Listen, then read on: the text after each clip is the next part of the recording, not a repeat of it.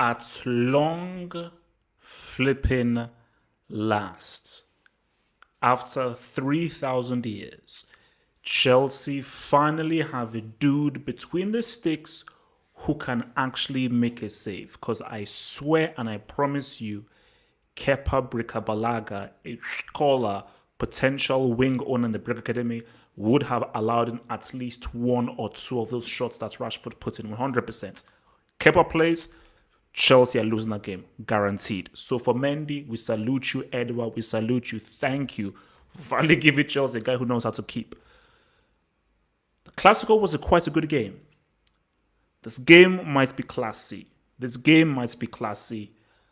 We'll get into it, but yes, it's a clean sheet for Chelsea, but it seems as if both teams cancelled each other out and nobody was actually interested in actually trying to win this flipping damn game, man. Let's ride.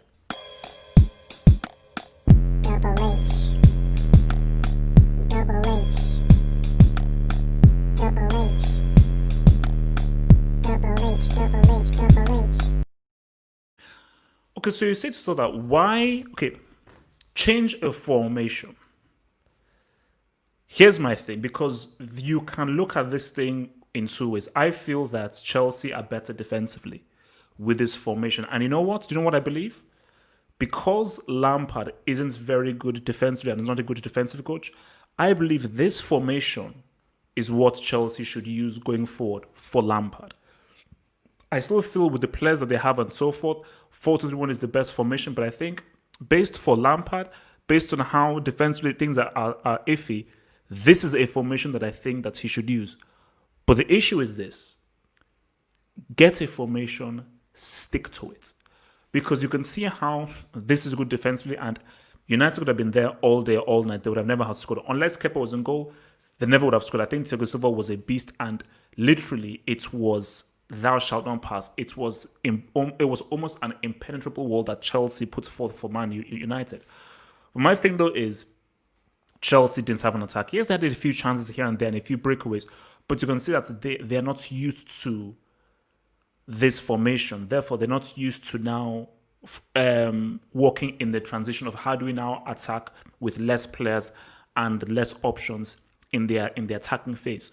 Because you need to be trained in this kind of formation. So, in that sense, you're like, so which is why and so for Lampard, you have to choose.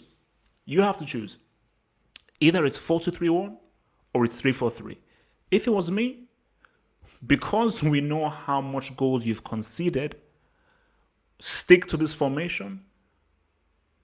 Focus on this formation and then move forward. But the issue is this, and that's why, it's something to think about. You stick to this formation.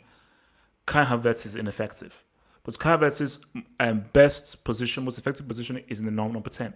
This formation doesn't have the space for a number 10. So you're like, okay, what the heck is going on there? So if you're playing this, will Ziyech be most effective? Can Havertz be most effective? I don't know. But then you say to myself, because I felt that go with 4-3-1, but then if they're going 4-3-1, do Chelsea lose this game? Because do they now concede even more chances and more opportunities to Man United? But for me, I still feel to myself that did you need to change the formation against United? I understand changing it for Bayern Munich, changing it for PSG and so forth, but you need to change it for Man United because Chelsea, I think you're showing United and Solskjaer far too much respect. Change the formation for them. That's there. Gollum. I don't know. Maybe he wasn't fully fit. I think Cavani should have started this game. Because I don't even know who. So before Cavani came on, who was the striker for United? Like I didn't even know who the striker was. So I was like, who's the striker? Who's the guy striking? I didn't really have an idea there. But you saw when Cavani came on, homeboy almost G'd up. But I just think for United, because Chelsea copied the formation and they cancelled each other. For United, I didn't know where the goal was going to come from because it's like, Mata, he's just not his best. Bruno Fernandes, you're not really playing. That's your strong number 10 attacking midfield position. there really wasn't really a clear focal point striker until Cavani came on. So I'm like, what's this? So for United, it just seemed as if, because remember, when you played PSG are going to come out for you and they're going to attack. PSG are always going to attack. There's no way that PSG are going to defend. But Chelsea now being a full defensive team, and this is football 101, football 101 for all of you guys out there. If you're going up against a full-on defensive team, you have to have a clear striker. Which is why it's, because I saw some guys saying on Twitter, it would have made sense that for Lampard, the change you make is zero. You see, Timo Werner in this game, nah. Because based on what United's formation was, and them playing through the back, this was the wrong formation to go with. You had to go with a clear striker, so you have somebody to play off of. So a Tammy or a Werner was not going to work, and he just saw that Chelsea, like that's why it essentially was a breaker game. This game was essentially a break game because what you saw were just defense against the defense. That no attack was popping off. Yes, you had shot on targets, but how many clear-cut opportunities did they have? How many clear chances did they have? Because United, obviously, because again, Solskjaer didn't know what Lampard was going to do. But once Lampard did that, Solskjaer was like, all right, you've done that. Okay, fine. But there was no kind of answer or response to the kind of setup that he had. But look,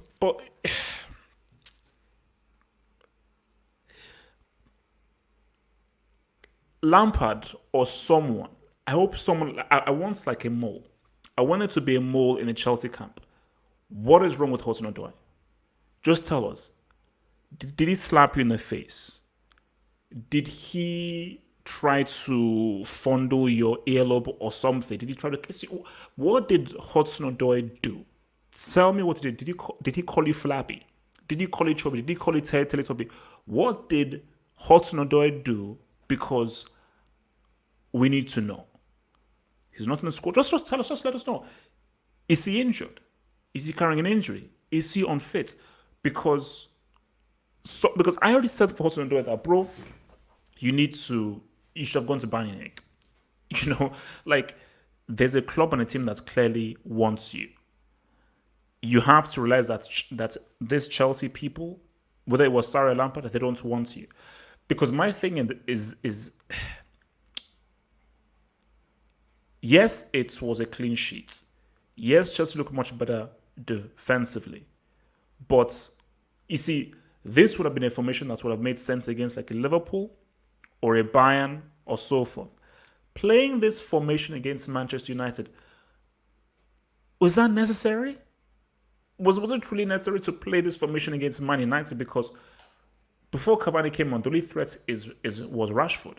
That's the only runner that you're going to have. And surely, between Thiago Silva and Zuma, you should be able to cope with that. So, because the 4-2-3-1 means that you're getting the best out of Havertz, you're putting him in as a number 10, and if Ziyech comes in, you're definitely getting the best out of him as well. So, I just feel that because you're sacrificing the attack. The defense looks good, but the key to football is a balance. You have to balance between trying to restrict people scoring, but you've also got to score as well, because the name of the game is scoring. You don't win by just not conceding. You win by scoring more than the opposition.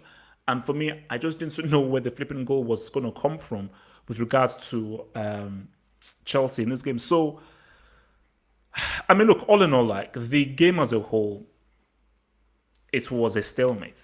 Like I told you at halftime, I was like, bro, nobody is scoring in this game. Nobody is sniffing a goal in this game. Nobody's going to score a flipping goal in this game. This is going to be a full-on stalemate. You know, so, and lo and behold, it was, because I was like, there is no kind of individual with any kind of individual magic who can really try and do something imaginative in this game to try and change it, because there isn't a Messi, an Isco, a Neymar, or a Hazard on the pitch to be like, oh, wow, get past 1 to 3 guys and create something. So I just knew that based on the players that were on this pitch, nobody's scoring. But Edouard Mendy, please, finally, because that guy was man of the match. I don't give a damn who to give it to. That guy was man of the match because no outfield player stood out. Bro, it was 0-0. There was no outstanding outfield player. I mean, Thiago Silva was money, and he had an amazing block on, I think, Cavani, because obviously he knows him. But Mendy, man, those were two big saves because that first save, 1v1, Kepa doesn't save that. Kepa doesn't, because see, Kepa is special. See, Kepa is a new kind of keeper because Kepa, he saves 10 years after you shoot. So he's evolved the kind of thesis and theorem of what it means to keep it. So it's like, so Kepa's like, no. I'm going to jump up and save it 3,000 years after you shoot. But that one, and see, the second one, because that was a well taken shots by Rashford, that was a nice whip. And you really saw Mendy go in there, boom, full on, both hands, palmed away to the corner, sweet as 3 knots. So it is just so good having a dude who knows how to be a keeper. See, my only worry now is that I don't think he's that good of like a penalty kick stopper, but who cares? That's here, not there. The key thing is within the context of a game. His confidence, he's composed. The only wrong thing that he did was he was evoking his inner check when he almost kicked the ball into his own net. But apart from that, my God, like it calms the defense. It breeds confidence in the defense when you just have a dude who can just stay inside between those sticks and be money. It is so key and it is so comforting.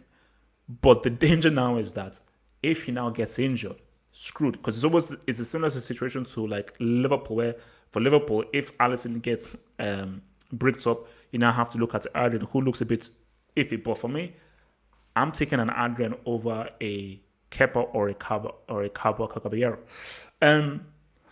So just to round this off, so Pogba. So is Pogba now a squad player? I just want to be sure. Is Pogba now a squad player? Like, is that where we're at right now? So he's now a full-on squad player. Like, he is no longer a first-team player. This guy was a World Cup winner. Because United fans have just said, no, yeah, he's a homeboy is a squad player. Deal with it. I'm like, wow. Like, that's deep. That is deep. That this dude right now is now a full-on squad player, like where you can go ahead and have a game like this against Chelsea and Pogba is warming the bench. But the reality is this, and the real thing is this. I can't argue with it. It is disrespectful. It is rude. And it does show a serious fall from grace. But can you really argue? You can't really argue with it because what has he done? So look, man, all in all, man, I would have liked to see what Chelsea would have done with 4-2-3-1 in this game. Because yes, it's meant that the defense would be susceptible, but I feel that against an Ole Gunnar Solskjaer Man United, you didn't need to play this formation. And I would have liked to see the chances Chelsea would have created and the problems that they could have issued if they went with a 4-2-3-1 formation. And from United's point of view, I think they should have started Cavani. And I think that Solskjaer should have seen in the game that, bro, whatever formation you have, you're not breaching the way that Chelsea have been set up. And the only way that you're going to breach or try and get some cheddar is you need a striking presence in there. And for most, until Cavani came on, you didn't have a striker's presence in there. So United were just passing it like ringer, roses. Because I was like, as I was watching, I was like, bro, you're not scoring. You may get a lucky break like Rashford did when you obviously caught Chelsea in the overload. But apart from that, like literally, United's best chances, like clear chances, was the Rashford 1v1 and Rashford towards the end, because the Cavani one was like a half chance from the corner kick. So, and I think that's just where Solskjaer has to look at it, make those right adjustments, but like, all right, this is not working. Let me readjust, man. So, but it's like, it's sort of, I think with Lampard, it is a step forward. It's like a step forward, but a step sideways. It's a step forward because the defense looks better now. You're like Thiago Silva and Mendy have greatly improved this defense. And for those guys saying Zuma is trash, look at how secure Zuma looks next to Thiago Silva. Look at how secure Zuma looks if you now actually have a right structure and a right setup. But for me, is you have to have the right balance. So you have to know and balance the defense and the attacks. Okay, so this is also what the defense looks like, and this is what the attack is going to look like, and you have to be able to balance both, because if you don't balance both, then you're screwed. If you don't balance both, then you're screwed. Then there's no point in even going forth, man. But look, he goes to the El Saco that was done. But all I'm saying is that Mendy, man, it's just so relieving to have a guy who knows how to flip and keep. So relieving to know having a guy who knows how to flip and keep. But also Kovacic as well. It's like, is he injured or not? Thinking because for me, Kovacic is like, if everybody is fit, Kovacic and Kante should always be the midfielder too. So I don't know whether Kovacic was unavailable, because if he was available, that's a guy that has to play. But definitely want to know what's happening with Hudson-Odoi. But with United, man, yeah, like, is Pogba now a squad player?